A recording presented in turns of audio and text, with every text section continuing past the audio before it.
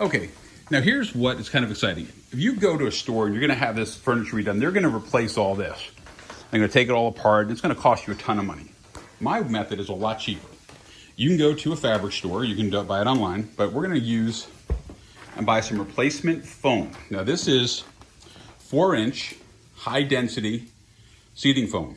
I bought 2 large pieces, cut the size, which you can see they fit right there.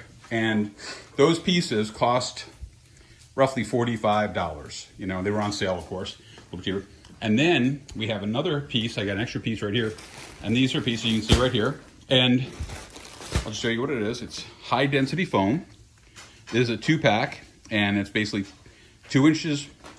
And these are gonna be the last part we're gonna use. But we're gonna start. Of course, Powell's gotta come over and visit me a little bit. And now chasing his tail. There he is, sitting down in front of the fire. But this part is the next interesting part. So now we got the foam. And now what we're gonna do is we're gonna take the foam and we're going to stuff it in there. We're not gonna replace what's in there. We're just gonna add to it.